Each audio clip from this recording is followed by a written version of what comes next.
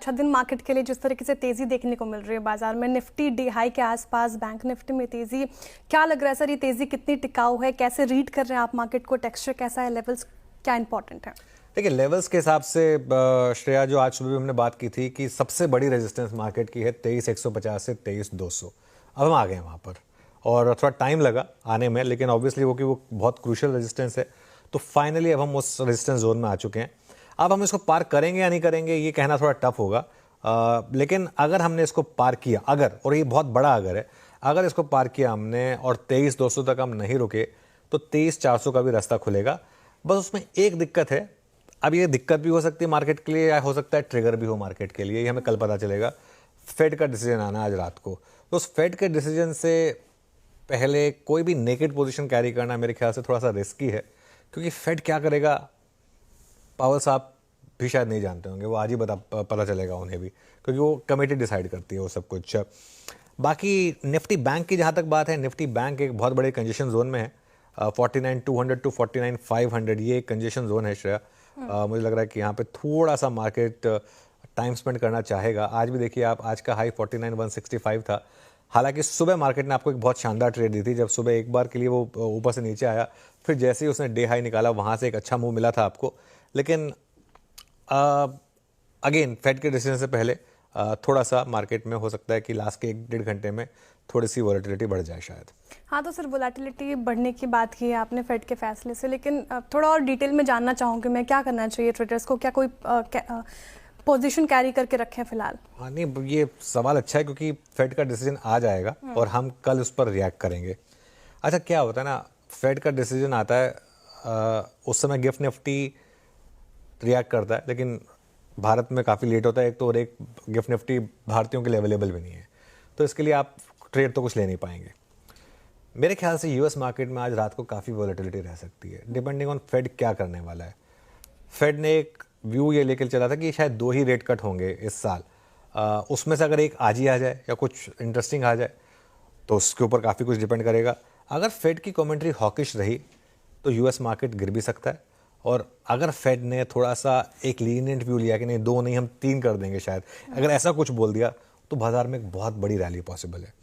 मेरा ये मानना है कि आप ना आज अपनी सारी पोजीशंस को स्क्वायर ऑफ करके जाएं। हमने कल से एक निफ्टी पे लॉन्ग की अप्रोच रखी हुई है, निफ्टी और बैंक निफ्टी पे कल से, और वहाँ से लेके अब तक आपको अच्छा प्रॉफिट बन चुका होगा, उसमें आप थोड़ा सा प्रॉफिट बुक करके जाएं। कल सुबह फ्रेश स्ट्रैटेजी लें, या तो आप एक काम कर सकते हैं, अगर आप कल से लॉन्ग हैं तो अपने पोजीशंस में थोड़ा सा एक हेज लगा दें। हेज मतलब एक 150-200 पॉइंट नीचे का पुट ले लें। मान लीजिए पुट वैसे काफ़ी महंगे हैं इस समय, लेकिन अगर आप अपने आप को एक बहुत बड़े ब्लैक स्वान इवेंट से बचाना चाहते हैं अपनी लॉन्ग पोजीशंस को, तो वो आप एक कर सकते हैं।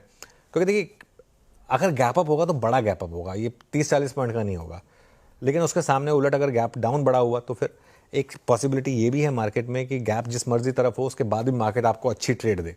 तो इसके लिए मैं हमेशा उस चीज़ को प्रेफर करता हूँ कि भले ही वो शुरू के 150-200 पॉइंट मिस हो जाएं, लेकिन बड़ा ट्रेंड मिलना चाहिए। तो ये मेरा एक व्यू रहेगा एज फार एज फेड का डिसीजन। जी, फेड के कमेंट्री पे तो नजर रहेगी, लेकिन सर आज के सत्र में जिस तरीके से परफॉर्मेंस दिखाई है मिड कैप और स्मॉल कैप में, आप देखें कल भी रिकवर होके ही क्लोज हुआ था, लेकिन आज स्पेशली जिस तरीके से तेजी मिड कैप में देखने को मिल रही है, 2% के करीब इंडेक्स तेज, साथ ही स्मॉल कैप पे नजर डालें तो 2.25% की तेजी यहाँ पे। क्या करना चाहिए सर? अब क्या अप्रोच यहाँ से चेंज हो सकती है? देखिए, अप्रोच की जहाँ तक बात है ना श्रेया, मिड और स्मॉल कैप में ना एक वन साइडेड व्यू मत बनाइए कि मैं या तो सिर्फ सारे मिड कैप स्मॉल कैप बेचूंगा या सारे मिड कैप स्मॉल कैप खरीदूंगा। आई थिंक स्टॉक स्पेसिफिक रहना होगा आपको। अच्छा, आज एक अच्छी चीज़ हो रही है, लेकिन आज फॉर एग्जांपल आप केपीआईटी का शेयर देखिए, आज 8% ऊपर है केपीआईटी का शेयर। अब केपीआईटी ने ऐसा क्या बोल दिया जिससे ये 8% भाग गया? जो उन्होंने मार्जिन गाइडेंस दी थी उसको आधा % बढ़ाया उन्होंने, सिर्फ उतना ही काफ़ी था मार्केट के लिए। स्टॉक में एक बार के लिए 10% का अपर सर्किट लग गया।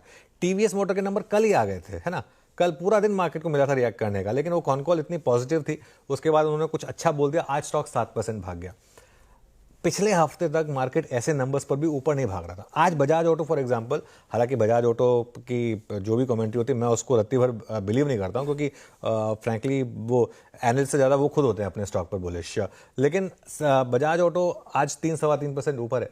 तो यही अगर नंबर्स पिछले हफ्ते आए होते तो स्टॉक शायद इतना नहीं चलता।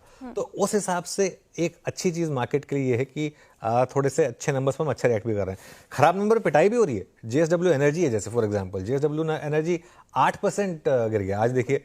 तो ऐसा नहीं है कि आप किसी को भी ले लेंगे वो चलेगा। बॉश देखिए आप, दूसरी तरफ बॉश हालांकि मिड कैप नहीं है, लेकिन बॉश 6% गिर गया। तो अगर खराब नंबर आएंगे, अगर उस हिसाब से सेंटिमेंट रहेगा तो स्टॉक्स पिटेंगे भी, मिड और स्मॉल कैप। मैंने जो एक व्यू आई थिंक इस करेक्शन की शुरुआत से लिया था, मैं उस पर अभी भी अडिग हूँ।